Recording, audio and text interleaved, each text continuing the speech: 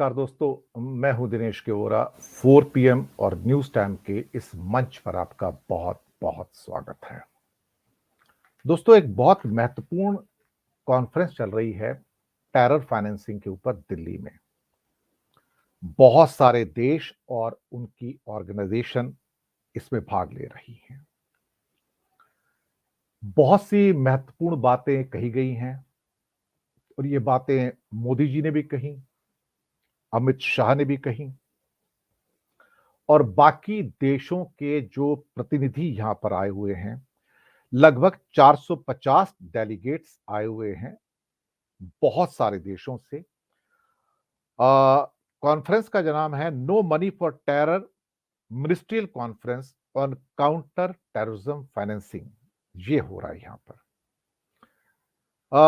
इसके पहले जो दो एडिशंस थे वो 2018 में पेरिस में थे और 2019 के अंदर इसे मेलबोर्न ऑस्ट्रेलिया के अंदर आयोजित किया गया था। अब यहां पर कुछ प्रश्न उठते हैं, मैं उन प्रश्नों को उठाना चाहूंगा।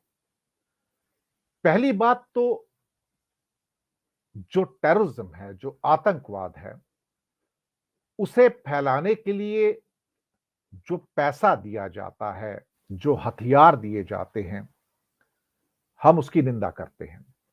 हम आतंकवाद का समर्थन नहीं करते हैं और किसी भी किस्म के आतंकवाद को किसी भी कीमत पर रोका जाना अत्यंत आवश्यक है। राजनीतिक कार्यक्रम या आर्थिक कार्यक्रम करते करते जो विदेश नीति के जो कार्यक्रम हैं या जो आतंकवाद पर जो कार्यक्रम है, उन पर भी बहस जरूरी है, उन पर भी बातचीत करना आवश्यक है। दरअसल इन कॉन्फ्रेंसेस में बहुत सारी चीज या अंतर्राष्ट्रीय कॉन्फ्रेंसेस में बहुत सारी चीजें ऐसी होती हैं जिसे हम अक्सर कहा करते हैं कि चीजें कह दी जाती हैं लेकिन वो डायरेक्टली नहीं कही जाती, इनडायरेक्टली कही जाती हैं। पर समस्या ये पैदा होती है कि अगर आप व्हील्ड अटैक करते हैं और नाम नहीं लेते हैं किसी का, तो फिर दिक्कत यह है कि आप किसके ऊपर रेस्ट्रिक्शन लगाना चाहते हैं, आप किसको रोकना चाहते हैं। यही समस्या भारत के साथ है। हम जीरो टॉलरेंस की बात करते हैं आतंकवाद के प्रति। मैं सहमत हूं, बिल्कुल सहमत हूं। और मोदी सरकार ही क्यों, मनमोहन सरकार, अटल बिहारी सरकार, जितनी भी सरकारें भारत में आई हैं, उन्होंने आतंकवाद के प्रति जीरो टॉलरेंस की नीति हमेशा अपनाई है। तो ऐसा नहीं है कि ये कोई पहली सरकार है जो जीरो टॉलरेंस की आतंकवाद के प्रति नीति को लेकर चल रही है। पर मुसीबत यह है सारी की सारी कि जब आप कोई एक्शन चाहते हो, कहीं से भी चाहते हो, पर आप उसको लागू कैसे करना है, उसका नाम क्या है, किसके खिलाफ एक्शन लेना है, वो जब आप जाहिर नहीं करते हैं और आप सोचते हैं कि हम इनडायरेक्टली बोल देंगे और कुछ लोग समझ जाएंगे या बड़े देश समझ जाएंगे या यूनाइटेड नेशन समझ जाएगा, ऐसे नहीं होता है। आपको बताना पड़ेगा कि आप किसके खिलाफ एक्शन चाहते हैं।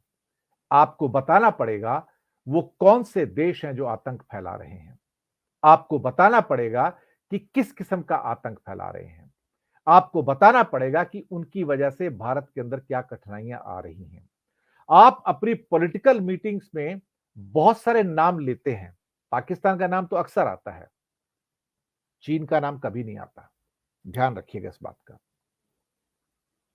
लेकिन जब अंतर्राष्ट्रीय कॉन्फ्रेंस आती हैं, जैसे कि अभी ये जो काउंटर टेररिज्म फाइनेंसिंग कॉन्फ्रेंस जो चल रही है दिल्ली में, इन इंटरनेशनल कॉन्फ्रेंसेस में या क्वेड के अंदर या एससीओ यानी कि शंघाई कोऑपरेशन जो ऑर्गेनाइजेशन है जहां पर अभी इंडिया को अध्यक्षता मिली है, जिसमें रशिया भी है, चाइना भी है, या फिर यूनाइटेड नेशन में, भारत का रुख अलग रहता है। वहां पर वो पाकिस्तान का नाम नहीं लेता है, कभी भी नहीं लेता। मैं आपको बताऊं, बहुत पहले की बात है और इस सरकार में भी हुआ कि भारत ने हमेशा अंतर्राष्ट्रीय कम्युनिटी को अपील की कि पाकिस्तान को एक आतंकवादी राष्ट्र के रूप में घोषित कर दिया जाए। माफ कीजिएगा, भारत चाहता है कि अमेरिका जैसा देश या और कुछ पावरफुल देश या फिर यूनाइटेड नेशन उनको एक आतंकवादी देश के रूप में घोषित कर दे। कमाल की बात यह है कि जब आप उनसे कहते हो और खुद पाकिस्तान को एक आतंकवादी देश ऑफिशियली डिक्लेयर नहीं करते हो, तो आपका पक्ष कमजोर हो जाता है। एक रेटोरिक होता है सिर्फ ये, एक नारा बन के रह जाता है कि आप दूसरों को जो करवाना चाहते हैं, आप खुद नहीं करते हैं। आपका दूतावास है ना वहां पर, आपकी एम्बेसी है ना वहां पर, हाई कमीशन है ना पाकिस्तान में इस्लामाबाद के अंदर, वहां काम करते हैं ना हमारे लोग। अगर आपको लगता है कि इसको आतंकवादी देश घोषित कर देना चाहिए, तो फिर आप एम्बेसी से लोगों को वापस बुला लीजिए। सही बात है ना? लेकिन आप वो नहीं करते हैं। आप यूनाइटेड नेशन के अंदर भी इस बात की अपील नहीं करते हैं जाकर अंदर किसी भी कॉन्फ्रेंस के अंदर कि पाकिस्तान को आतंकवादी राष्ट्र घोषित किया जाए। नहीं करते हैं। कमाल की बात यह है, जब यूनाइटेड नेशन के अंदर किसी टेररिस्ट को टेररिस्ट डिक्लेयर करने की बात आती है, जिसमें लश्कर तोयबा या जैश ए मोहम्मद के टेररिस्ट आते हैं, तो वहां पर चाइना वीटो कर देता है कि मैं इनको अंतरराष्ट्रीय आतंकवादी घोषित नहीं करने दूंगा, और भारत उसके ऊपर कुछ नहीं कहता है, चुप रह जाता है। लेकिन जब चाइना के अंदर उइगर मुसलमानों के ऊपर अत्याचार की बात आती है और रेजोल्यूशन आता है, तो भारत चीन का समर्थन करता है। आप इस बात को समझिए कि भारत कैसे एक डबल गेम खेल रहा है। आप एब्सटेन करते हो और चीन को सपोर्ट करते हो। आप समझे इस बात को?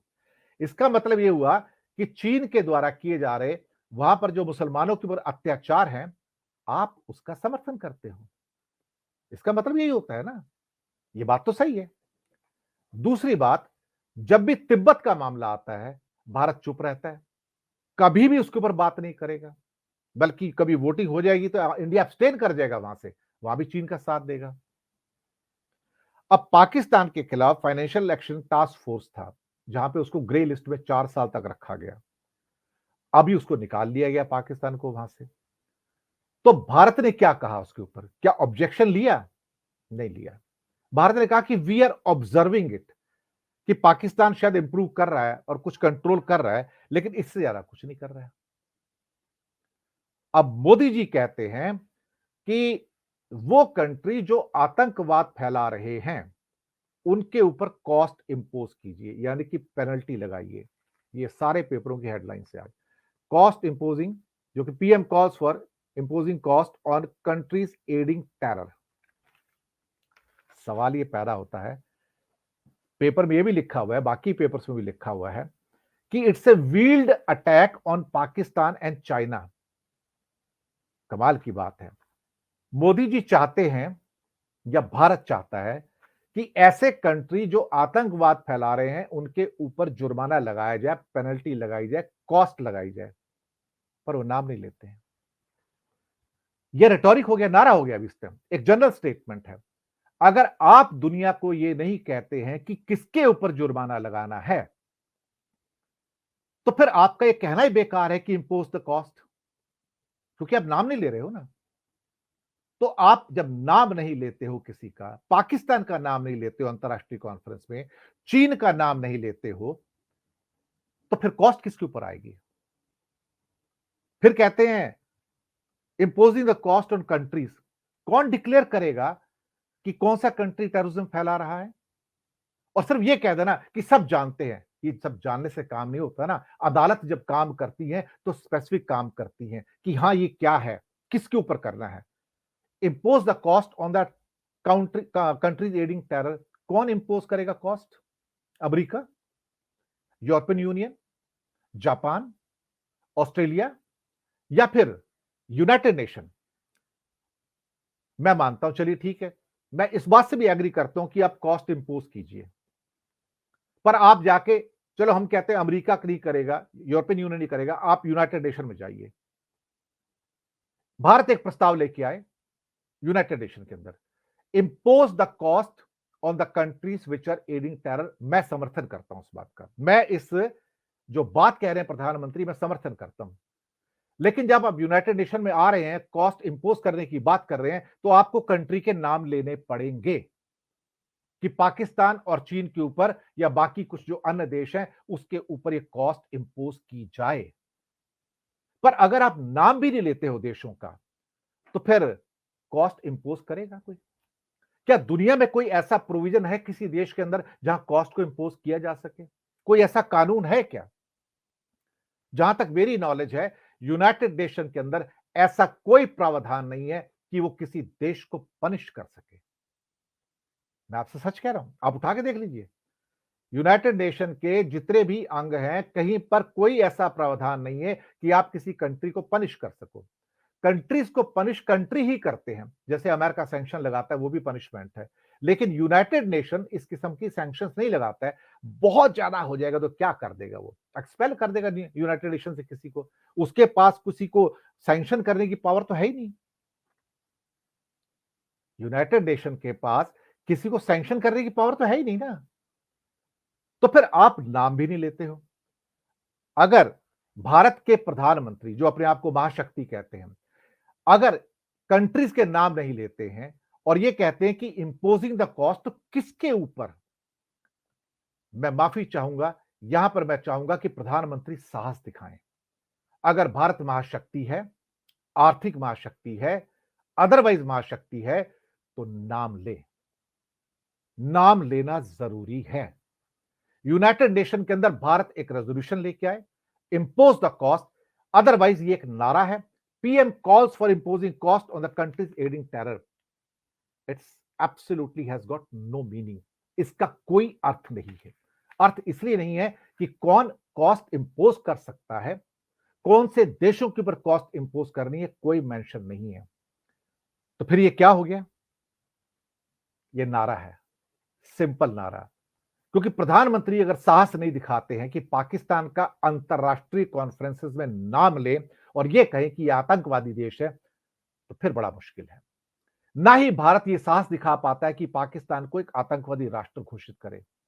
अटल बिहारी वाजपेयी भी नहीं कर पाए थे, उससे पहले के देश भी नहीं, उससे पहले के प्रधानमंत्री भी नहीं कर पाए, मनमोहन सिंह भी नहीं कर पाए, और माफ कीजिएगा मोदी जी, आप भी 8.5 पौने 9 साल में नहीं कर पाए हैं। किसी भी देश को आतंकवादी राष्ट्र घोषित करना इतना आसान नहीं है, इतना आसान नहीं है। आप कह सकते हैं, लेकिन आप कर नहीं सकते हैं। तो फिर ये रिटॉरिक है, ये नारा है ना। इसलिए मुझे इस प्रकार की जो कॉन्फ्रेंस होती है, नो मनी फॉर टेरर, हम तो खुद कहते हैं कि टेरर फाइनेंसिंग नहीं होना चाहिए। हम खुद आतंकवाद के विरोधी हैं। लेकिन भारत के प्रधानमंत्री से हम ये अपेक्षा करते हैं कि वो साहस दिखाएं और यूनाइटेड नेशन में रेजोल्यूशन लेके जाएं।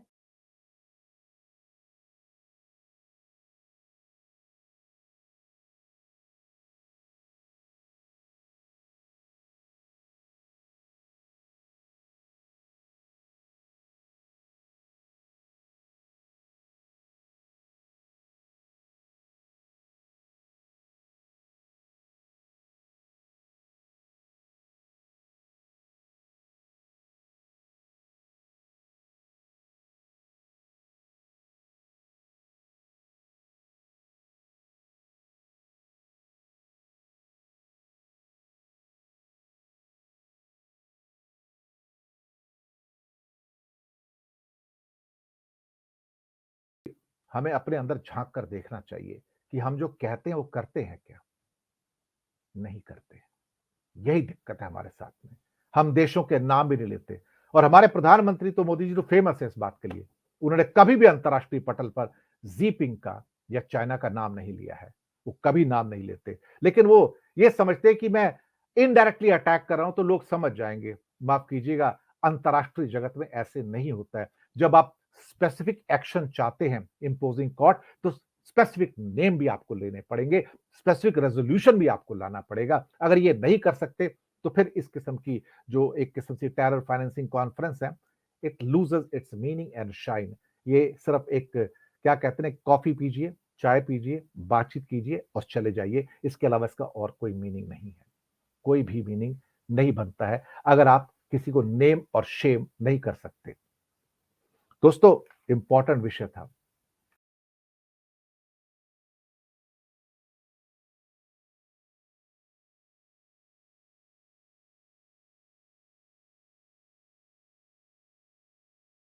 के नाते आपको साहस के साथ नेमिंग एंड शेमिंग करनी पड़ेगी। आपको पाकिस्तान और चीन का नाम लेना पड़ेगा, तभी कोई एक्शन होगा। अदरवाइज दूसरों से उम्मीद मत रखिए कि वो एक्शन ले लेंगे आपके लिए। दूसरे आपके लिए एक्शन क्यों लेंगे? फीडबैक दीजिएगा। हमारे चैनल्स 4 पीएम और न्यूज़ टाइम को सब्सक्राइब ज़रूर कीजिएगा। धन्यवाद आप सबका।